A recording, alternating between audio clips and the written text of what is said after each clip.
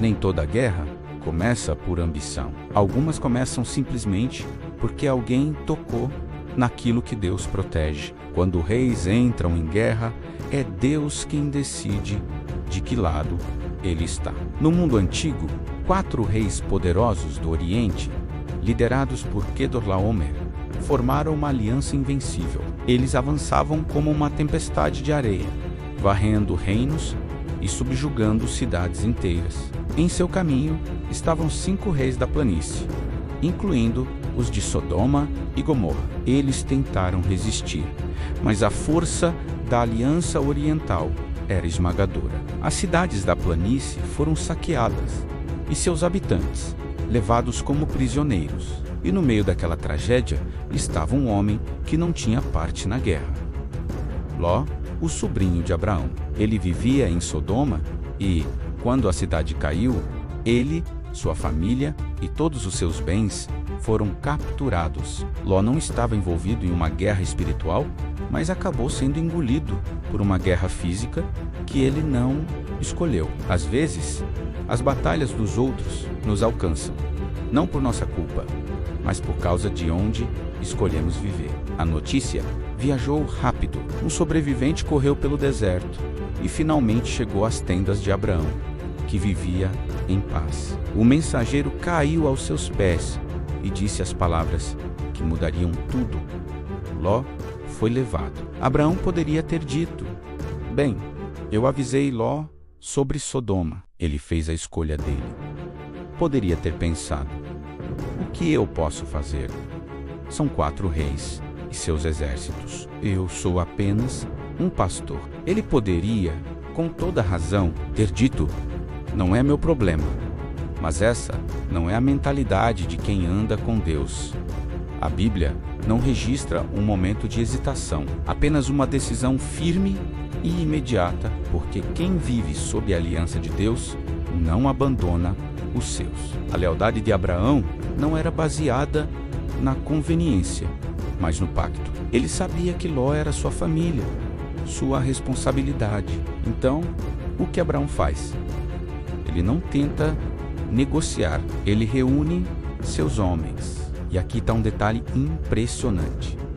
Ele não tinha um exército profissional. A Bíblia diz que ele convocou 318 servos treinados, nascidos em sua casa. Eram pastores, trabalhadores, homens comuns. Mas havia algo diferente neles. Eram homens leais, disciplinados e que compartilhavam da fé do seu Senhor. Pense nisso. 318 homens contra uma coalizão militar que acabara de derrotar 5 reis. Humanamente falando, era uma missão suicida.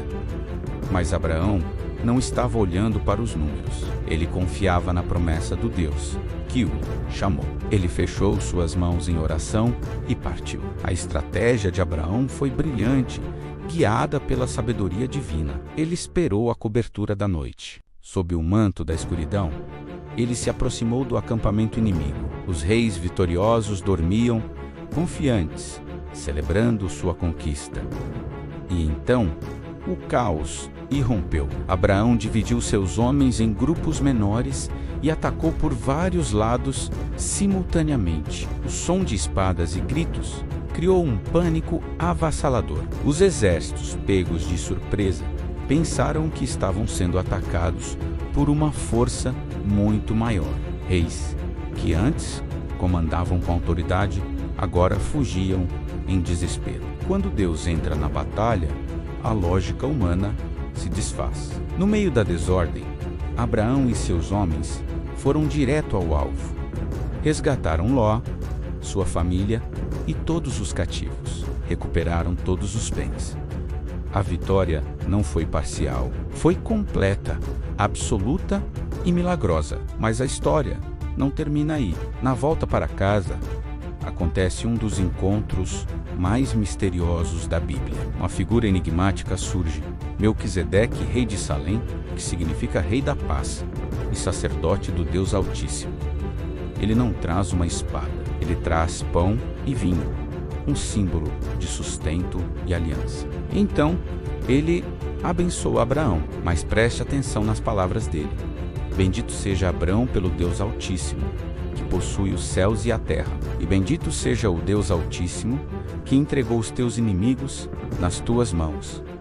Nesse momento, uma revelação profunda atinge Abraão. Melquisedeque não diz: parabéns pela sua estratégia, ou que bravura dos seus homens. Ele aponta diretamente para a fonte da vitória. A guerra foi vencida por intervenção divina. Foi Deus quem entregou os inimigos nas mãos de Abraão.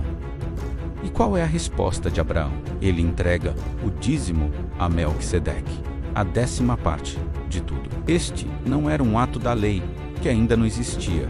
Foi um ato de adoração, de reconhecimento. Abraão estava declarando: tudo isso veio de ti, Senhor. A força, a estratégia, a vitória, a glória pertence a ti. Essa guerra histórica revela um padrão espiritual eterno. Quando alguém se levanta para tocar na promessa de Deus, para ferir aqueles que estão debaixo da sua aliança, o próprio Deus entra na história. Abraão não lutou por território, poder ou riquezas. Ele lutou por lealdade, por família, por aliança, e Deus respondeu. Mas essa vitória foi apenas o começo, uma preparação para algo muito maior. Depois de provar a fidelidade de Deus na batalha, Deus levaria Abraão a um nível de intimidade e revelação que poucos já experimentaram. E é isso que vamos explorar no nosso próximo episódio. Entraremos em um dos momentos mais sombrios e profundos da Bíblia, o pacto nas trevas, quando Deus selou uma aliança eterna com Abraão. Você vai descobrir o significado chocante do pacto de sangue e como esse evento antigo aponta diretamente para os nossos dias. Se essa mensagem falou com você, deixe o seu like para que mais pessoas possam ver. Compartilhe com alguém que talvez esteja enfrentando uma batalha que parece impossível. Comente aqui embaixo o que mais te impactou nessa história. E claro, se inscreva no canal e ative as notificações, porque a série Os Mistérios Revelados da Bíblia continuam. Vamos juntos desvendar um por um